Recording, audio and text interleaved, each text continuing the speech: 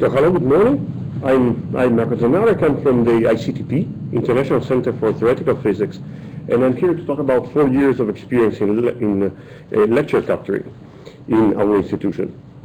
Just a few words about ICTP. Stands for International Center for Theoretical Physics. It was founded in '64 by a gentleman called Abdus Salam from Pakistan, Nobel laureate in physics. In fact, he studied at Imperial College. And in the '60s, he decided to set up a center in a place called Trieste, northeastern part of Italy, where scientists from the East Bloc and from the West Bloc could work together in physics. So the center evolved in the last 40 years, and now we're mostly dealing with scientists from the southern part of the world, especially from Africa and South America. It's a UNESCO organization, so we're an international organization.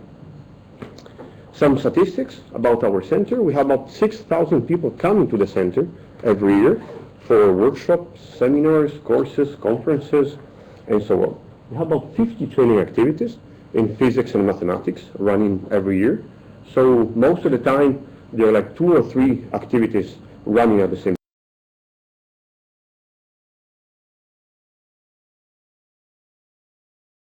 Visitors since the center was founded in '64, 60% from developing countries, 40% from developed countries. This is to say that we cannot host more people nowadays at the center. So we decided to look into lecture capturing, of course, to make our lectures and our courses available to the world as well. The problem, of course, is the cost. We have 4 rooms for a special course called Diploma Program. It's a kind of pre-PhD course. So I have 4 rooms busy every day for 8 hours for this course. And then we have other 7 lecture rooms. Some of them have 40 seats, some of them have 300 seats. So in total we have 11 rooms that we want to record and put on the web. Let's say that if recording 1 hour costs $100, when I think this is a quite reasonable number. We have 8 hours per day, that's $800 per day, 11 rooms. You see the number. If you want to do it for a month, the numbers just explode. So, of course, the cost is one issue, but then we also have boundary conditions. So in the world of physics, you can just see this room. In the physics department, people use the blackboard a lot. So they don't lecture in physics using PowerPoint. So if you have a conference, they're going to use PowerPoint, but then they're also going to use the blackboard. And high-level physicists, like Nobel Prizes, usually use transparencies. So you need to find a way to record, PowerPoint, blackboards, and transparencies. And some of them, like the gentleman on the right is John Mesh, the Nobel laureate that invented game theory. There was a movie a couple of years ago called The Beautiful Mind with Russell Crowe, so it doesn't resemble much, but that's him. So he lectured in 2004, and you see on the back, he had one transparency, then he used PowerPoint, and then here's the blackboard. So how can we record all of this at the same time? Keeping the cost low, of course. And the second issue is that, assistance is not always available in these 11 rooms. It's a lot of technical stuff to help in 11 rooms. So we had to develop our own system, because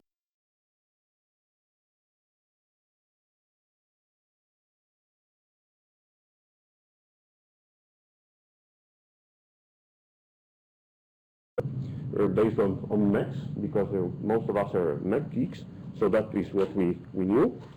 We used a cheap webcam and a cheap digital camera. You will see it later. Software, we mostly use Mac software that we simply assembled in a way. And what we did was system integration. So this is how our system looks like in a typical lecturing room.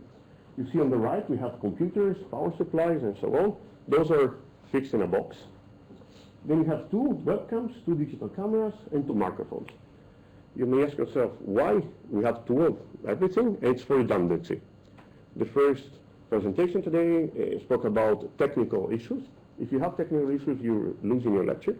If you have 2 independent systems, it's less likely that you lose our recording. So how does our system work? So during the talk, we're recording the video and the audio, of course, with a simple webcam. That is shown in the left. So we record it using QuickTime or using Flash or whatever. And then every 15 seconds, we take a picture of what we call the wall. So you see on the right, you have a blackboard, but on the extreme right, you have a screen where PowerPoint is projected. So we take a picture of everything. We do this every 15 seconds, and we do it for 1 hour. At the end of the hour, we send everything to a server, which synchronizes everything, assembles everything, and puts the result on the web. So we say our system is not real time, but it's almost real time. Because at the end of the hour, after 2 or 3 minutes, you have the lecture on the web. Here is the output. You see on the upper left side, you have a video. You can, of course, move through the video. On the lower left side, you have a thumbnail of the picture, a small version. And then you have this white box, which you can move with your mouse. And moving the box, you're going to zoom into the picture. So I think the easiest thing is for me to show you an example of one lecture. So you see upper left, you have the guy writing on the blackboard. And here, moving this box, I can zoom into the picture. And of course, in physics, every single dot is important. So you need to have, a high resolution picture. So if you wait 15 seconds, you see that you have a new image where the guy is moving. And the zoom stays in the place where you placed it before. Okay?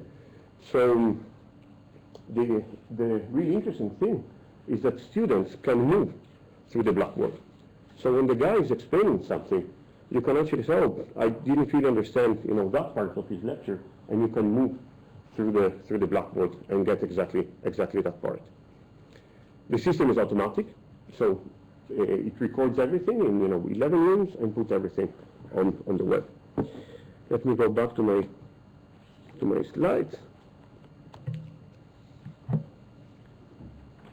So I said that our system is based on Macs because we knew how to use Macs. But after 2 years, we decided to develop a Linux version, which is very simple to use. You simply download the software for this website, openasia.org. You install it on your Ubuntu machine, just double click, and you have a GUI. You have a graphical interface. You set up your webcam, you set up your digital camera, and you can set up alarms, saying I want to record from 9 to 10 and 10 to 11, or you can record 1 single hour, start and stop. And when you have the recordings, you can even fix the geometry. If you're not in front of the lectures, you're like on a side position, you can fix it. You can do many things. You can add metadata, of course. And the newest version, which was just developed a couple of weeks ago, doesn't even have a digital camera. We used an HD webcam to take the pictures. So now the cost is, I would say, irrelevant. It's like, 50 euros or something for an HD camera. So the cost is really, really low. This system has been used by many universities in, many countries of the world, especially in Asia, South America, and Africa, and US as well. And again, the new version has an HTML5 output, so you can even see the lectures on your iPad. So you can zoom into the blackboard with your iPad. And we have a demo in the exhibition hall, so if you're interested in this, we can show it to you. Something about the feedback from students. As I said, we're recording 4 diploma courses, like in condensed matter, high energy physics, basic physics, mathematics, earth system physics. So in 2007, we gave them a survey, say, okay, are you using the system? How do you like it?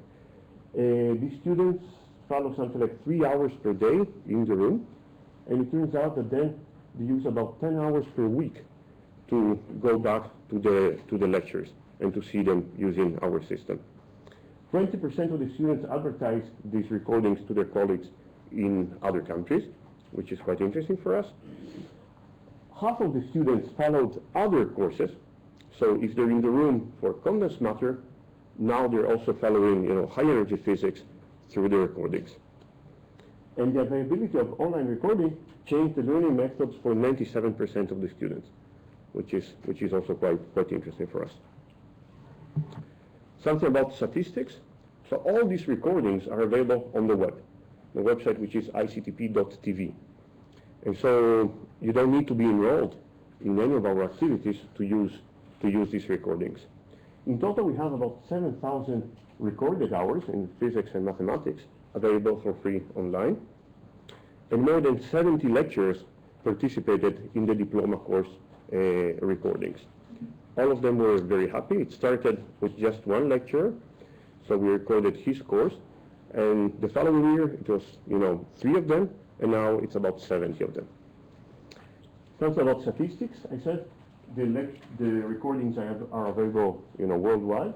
You see on the map we have many hits from South America, from Asia, and from Africa, and especially from the coasts of Africa where the fiber optic cable is passing.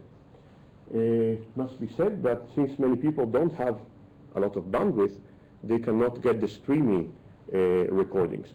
So we provide a zip file. So they click on the zip file and they get the whole recording.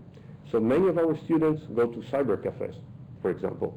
They get the recordings on a USB stick, and when they go home, then they can see the recordings. This is quite unique, I think. And just on the right, we're checking this morning, people downloading our lectures. You see from Dhaka, Bangladesh, and of course from Italy, from Accra, in Ghana, from Calcutta, and so on. So it's really, worldwide. I think this is my last slide. It's about our center. I said we had about 160,000 people coming to the center in 40 years. Now with these recordings, we have about 200,000 visitors in just 1 year. So for every person that comes to the center, we have about 10 other people using our recordings worldwide. So much more people are exposed to our activities with these recordings. I think that's all. I'm here for questions.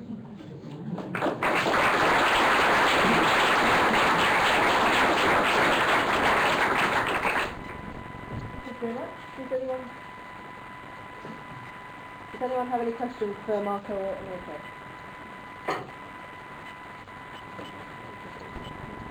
It's Stuart from the University. Marco, one of the things, I know you're aware of this, but typically when you're taking multiple inputs, generally file sizes can be absolutely enormous. Yeah. What is your principal file outputs? Is it MP4? Or you go down the flash route? What are the things you're looking for? Right. I can show you the website. It's our recordings are available. So this is ICTP.tv. So we have all the recordings. Let's say we go in high energy physics.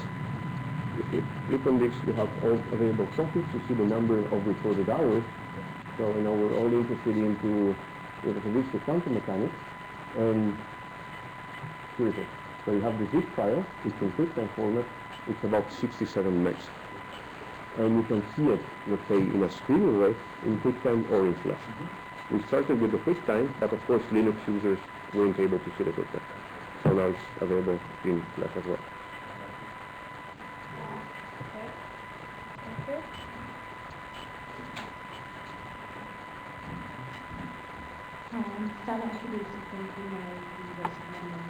I'm just wondering, when you're working with an in-house developed system, which I presume this is, how much staff do you need to keep that maintained, and do you have an issue with technical Right. It's the two of us. It's the two of us. Well, it's 1.5. Yeah, 1.5. I'm working part-time, so it's 1.5 people. Yeah. And do you feel like, as you are expanding, you've got so many users, and it's been really good for your institute, are you going to upscale, or? No, I mean, we're not publicizing our system and our lectures yet. This is the first time we came out to a conference on the topic, because we think we have a robust system, and it's free. You can it's open, so you can adapt it to your needs. So it's a way of offering new opportunities, and we want to share this experience with all of you. That's it. Another thing that can be added, we also carry out many conferences in our center with parallel sessions. So we were able to record everything. So if you miss some lecture because you're physically in another room, then it's easy for you to download and have a look later on. So, I can give you an example of one. Oops, sorry. Oops.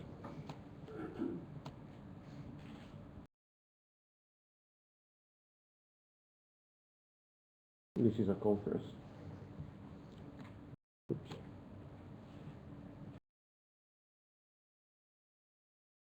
So in this case they're using PowerPoint. You see in two different screens. Sometimes they even have different slides on the two screens, or they have slides and transparencies on the two screens. But they always use the Blackboard. This